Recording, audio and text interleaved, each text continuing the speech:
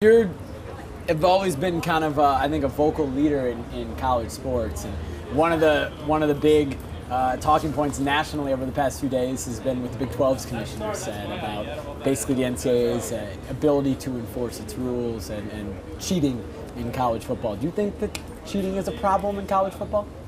Well, I don't agree with that sentiment. I see in our conference, a lot has happened with the cases that USC went through, what Oregon went through. I think there's a deep level of commitment, trying to win the right way, follow the rules, and the resources our schools are putting against compliance and following the rules is enormous.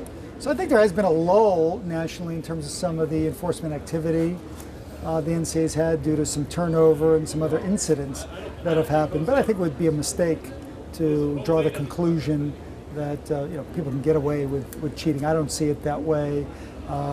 Look forward to working with other leaders across the country to always find improvements in the way enforcement works. I'm not saying there isn't a lot of room for improvement, but that's as far as I'd go. Do you think that the structure of college sports needs to change at this top level?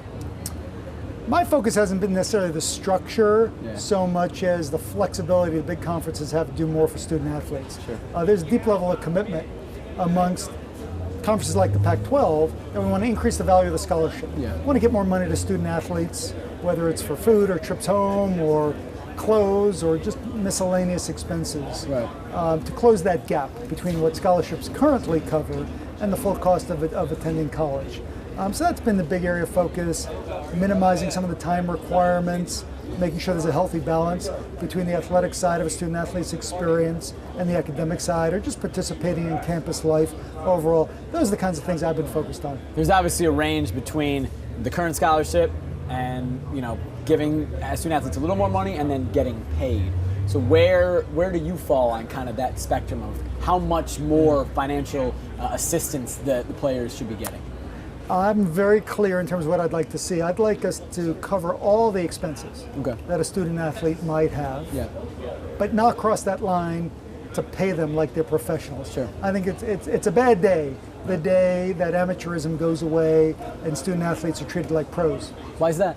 Why is it a bad day? Well, I think we've got 7,000 student athletes in our conference, got $126 million in scholarship support, and you need amateurism to make sure that the student athletes are students and they're not employees, and to be able to support so many student athletes. So I think if you ever went to an employee model or professionalism, you wouldn't have student athletes in that sport feeling like students, number one.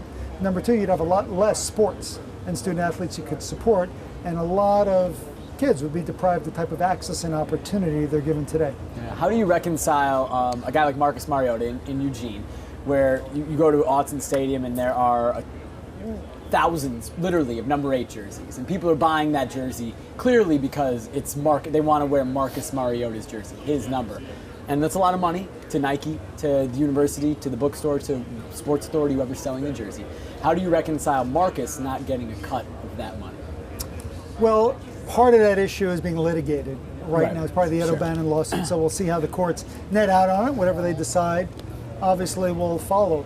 But there's been a principle up till now that every student athlete should get the same scholarship support to be there, and they shouldn't get compensated individually based on their notoriety or success, or you're into professionalism. Because there's a very fine line between compensating someone for a jersey sold, or a booster or an alumni showing up and say, hey, we'll guarantee you $50,000 to come to our school, and it'll happen in the form of selling your jerseys. So unfortunately, that's not something you can actually regulate. If you do that, you've moved on to professionalism. Sure. Moving away from that and to the Pac-12 title game. Change. Why did you guys go away from because it was unique to this conference, amongst the big conferences at least, to have the home site. Why did you go away from that? Why did you want to go to a neutral site? There's a lot I liked about the home site. I love that we got the campuses. I love that you had the chance to earn the home advantage. Love the crowds that we had at Autzen Stadium and recently at Sun Devil Stadium.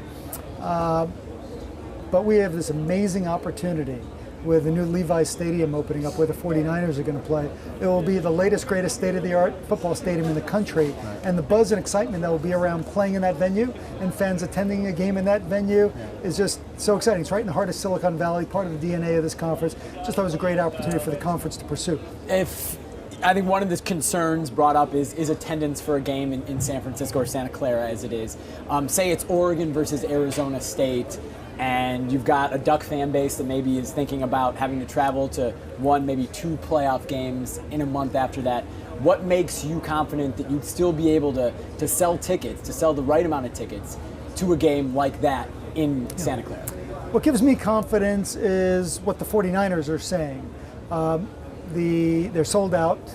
There's so much pent-up demand to come to 49ers games and other premium football games in that stadium that they believe, from their existing 49ers fan base and other Pac-12 football fans in the Bay Area, that's going to make up the lion's share of the audience, because people are just going to be dying to get in there and see an event of this stature in that kind of venue. Cool.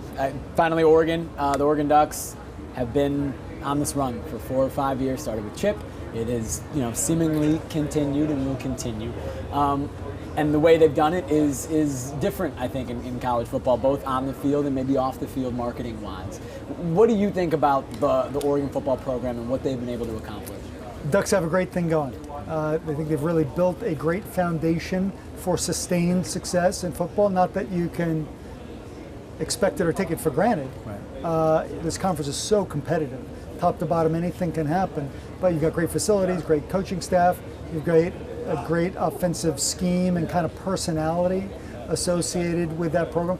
And I love the fact that they've done it differently. Right. The West Coast is nothing if not progressive and cutting edge and breaking the mold. So what Oregon does on the field and their schemes, what they do off the field, and the Nike influence, I think is a terrific thing for college football, great for the conference. Cool. I guess finally, one more thing for you. You're always kind of looking ahead, it seems, and looking to the next innovation and change in the landscape of sports and college sports. What is next for you in your vision of the change in landscape that you want to push for the changing landscape of college? Well, we got a lot of great opportunities ahead that we're pushing for. Very much focused on improving the fan experience when they go to games, helping our athletics department or our schools do a better job, focused on uplifting our championship games, like bringing our football championship game to Levi Stadium, focused on international development. Plenty of things on my to-do list I'm very excited about. Cool. Thanks.